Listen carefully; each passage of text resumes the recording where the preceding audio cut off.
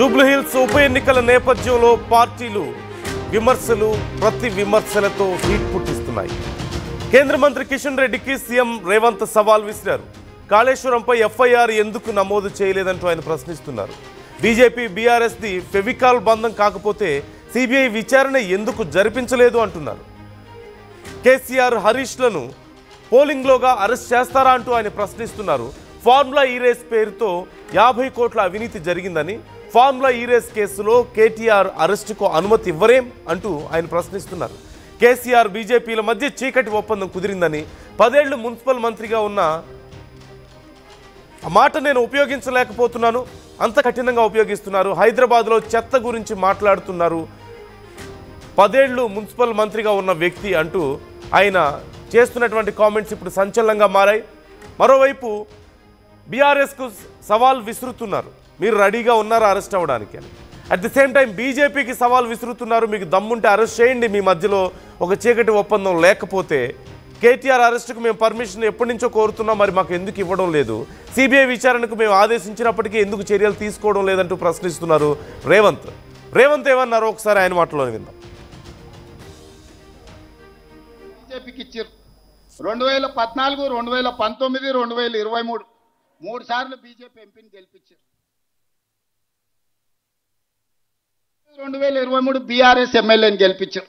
మీ సమస్యలు తీరినాయా? ఇవాళ కేటీఆర్ గల్లీలోకి వచ్చి అయ్యో పాడు ఇక్కడ మట్టి ఉన్నది, అయ్యో ఇక్కడ చెత్త ఉన్నది అని అంటున్నారు. ఆ చెత్త నా కొడుకే మున్సిపల్ మంత్రి ఉన్నాడు కదా 10 ఏళ్ళు.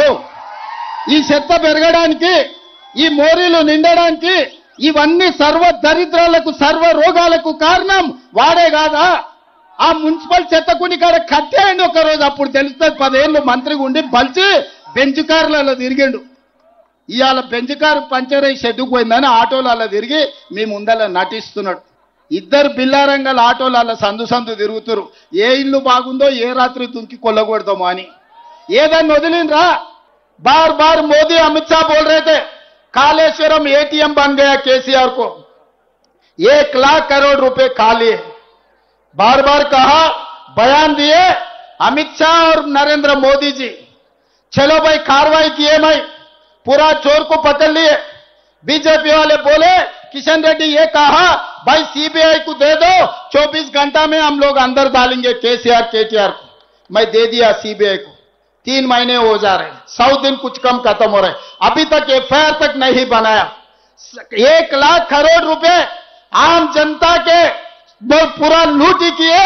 उनके खिलाफ हमारे असेंबली में चर्चा करके सबसे पूछकर सीबीआई को मैं दिए केस.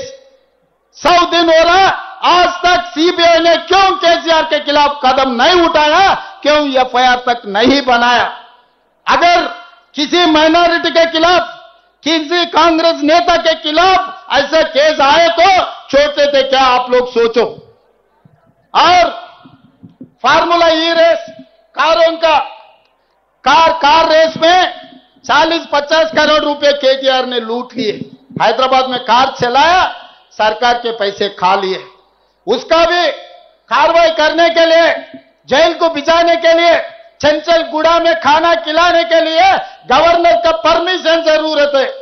2 महीने हो जा रहा, मैं गवर्नर को परमिशन पूछकर, तेलंगाना सरकार ने तेलंगाना गवर्नर को केटीआर को अंदर डालने के लिए परमिशन पूछ के 2 महीने हो रहा, आज तक मुझे परमिशन नहीं मिला. हमारे माइनॉरिटी भाइयों से, यहां के नौजवान युवता से मैं एक ही बात पूछना चाहता हूं, 1 लाख करोड़ रुपए लूटे जो केसीआर को सीबीआई क्यों नहीं पकड़ रहा है? मोदी जी क्यों रोक रहे? होम मिनिस्टर अमित शाह क्यों केसीआर को बचा रहे? और 50 करोड़ रुपए लेके कार घुमाने के लिए जो परमिशन दिया, उनका बेटा केटीआर, उनको अंदर डालने के लिए मैं गवर्नर साहब को परमिशन पूछा, आज तक नहीं मिला. फिर बाप 1 नंबर, बेटा 10 नंबर निकला. फिर मोदी जी पकड़ेगा कब? चोरों को पकड़ेगा कब? చాలా ఘాటైన విమర్శలు మనం చూస్తున్నాం. సూటిగా ప్రశ్నిస్తున్నారు రేవంత్, మీకు నిజంగా ఒప్పందం లేకపోతే ఎందుకు అరెస్ట్ చేయలేదు? మేము కేటీఆర్ అరెస్ట్ చేయడానికి పర్మిషన్ అడిగితే మాకు ఎందుకు ఇవ్వడం లేదు అంటున్నారు. మధు జాయిన్ అవుతున్నారు, మా ప్రతినిధి. మధుతో ఒకసారి మాట్లాడదాం. మధు, చాలా ఘాటుగా మాట్లాడుతున్నారు రేవంత్. అయితే నిజంగా బీఆర్ఎస్కి బీజేపీకి ఏ ఒప్పందం లేకపోతే ఎందుకు మీరు అరెస్ట్ చేయడం లేదు, దీని మీద ఎందుకు చర్యలు తీసుకోవడం లేదు, లేదంటే కేటీఆర్ని అరెస్ట్ చేయడానికి మాకు పర్మిషన్ ఎందుకు ఇవ్వడం లేదని చెప్పేసి ఆయన ప్రశ్నిస్తున్నారు. సో దీని మీద బీఆర్ఎస్ కానీ లేదంటే బీజేపీ కానీ స్పందించారా? డీటెయిల్స్ ఏంటి? అంటే గతంలో బీజేపీ చేసినటువంటి స్టేట్మెంట్ని ఎన్నికల ప్రచారంలో గుర్తు చేసే ప్రయత్నం చేశారు. యాక్చువల్గా చెప్పాలంటే మనం మొదటి నుంచి చెప్తా ఉన్నాం, జూబ్లీహిల్స్ ఉప ఎన్నికల్లో ఈ ఉప ఎన్నిక వచ్చింది కాబట్టి కాంగ్రెస్ ఒకవేళ అభ్యర్థి గెలిస్తే ఏం చేస్తుంది అనేటువంటిది చెప్పాలి, లేదు బీఆర్ఎస్ గెలిస్తే ఏం పెండింగ్ ఉన్నాయి, ఎట్లా దాన్ని సాల్వ్ చేస్తామనేటువంటిది చెప్పే ప్రయత్నం చేయాలి. కానీ ఇద్దరు పక్కన పెట్టారు అంశాలు, వ్యక్తిగత విమర్శలు చేసుకుంటున్నారు. ముఖ్యమంత్రి డైరెక్ట్గా కేటీఆర్ హరీష్ రావుని టార్గెట్ చేస్తూ ఉంటే ఇటు కేటీఆర్ డైరెక్ట్గా ముఖ్యమంత్రిని కాంగ్రెస్ పార్టీకి సంబంధించిన నాయకులని అక్కడ టార్గెట్ చేస్తూ ఉన్నారు. అక్కడ గ్రౌండ్లో ఉన్న ప్రజల్ని గాలికి వదిలేశారు ఇద్దరిని అనేటువంటి చర్చ కొనసాగుతూ ఉంది క్షేత్రస్థాయిలో. ఇదంతా పక్కన పెడితే ప్రస్తుతం ముఖ్యమంత్రి గతంలో బీజేపీ చేసిన వ్యాఖ్యలు గుర్తు చేస్తూ ఒకవేళ సిబిఐకి అప్పగిస్తే కాళేశ్వరంకి సంబంధించినటువంటి కేసు, ఫోన్ ట్యాపింగ్ కేసు, ఇవన్నీ ఈ 48 గంటల్లో సాల్వ్ చేస్తాము, ఇద్దరిని తండ్రి కొడుకుని ఇద్దరిని అరెస్ట్ చేస్తామనేటువంటి స్టేట్మెంట్లు బీజేపీ నాయకులు చేశారు. మరి ఇప్పుడు ఏమైంది, మేము సిబిఐకి ఇచ్చాము, కాళేశ్వరం కమిషన్ ఇచ్చినటువంటి నివేదిక వచ్చింది, సో దాన్ని సిబిఐకి ఆహ్వానిస్తే సిబిఐకి అప్పచెప్తే ఇంతవరకు కనీసం ఎఫ్ఐఆర్ కూడా నమోదు చేయలేదు, 1,00,000 కోట్లు అవినీతి జరిగింది అనేటువంటి ఆరోపణలు ముఖ్యమంత్రి ఈరోజు మళ్ళీ చేసే ప్రయత్నం చేశారు ప్రచారంలో భాగంగా. దానితో పాటు ఫార్ములా ఈ కేసుకి సంబంధించినటువంటి విషయం మనందరికీ తెలిసిందే. ఫార్ములా ఈ రేస్ జరిగింది నెక్లెస్ రోడ్కి సంబంధించినటువంటి ప్రాంతంలో, ట్యాంక్ బండి ప్రాంతంలో. దాంట్లో 50 కోట్ల అవినీతి జరిగింది అనేటువంటిది ప్రభుత్వం నిర్ధారించింది. దీనికి సంబంధించి అరెస్ట్ కోసం గవర్నర్ దగ్గరికి ఫైల్ పంపితే అనుమతి కోసం ఏసీబీ, దానిపైన ఇంతవరకు అనుమతి ఇవ్వలేదు, గవర్నర్ దగ్గరే ఉండిపోయింది. దానికి సంబంధించినటువంటి ఆ ఫైలు ఎలాంటి క్లారిటీ ఇవ్వట్లేదు, అరెస్ట్ చేయాలా, ఎంక్వైరీ చేయాలా వద్దా అనేటువంటిది ఏసీబీకి అనుమతి ఇవ్వట్లేదు. ఒకవేళ అనుమతిస్తే ఈ పాటికి కేటీఆర్ని అరెస్ట్ చేసే వాళ్ళము. బీజేపీ అయినా ఇప్పటికీ చెప్తా ఉన్నటువంటి ప్రకారం కాళేశ్వరంకి సంబంధించిన అంశాల్లో 48 గంటల సమయంలోనే అరెస్ట్ చేస్తామన్నారు సిబిఐకి ఇస్తే. కాబట్టి మేము ఆల్రెడీ రాష్ట్ర ప్రభుత్వం ఇచ్చి నెల దాటిపోయింది, కనీసం ఎఫ్ఐఆర్ చేయలేదు.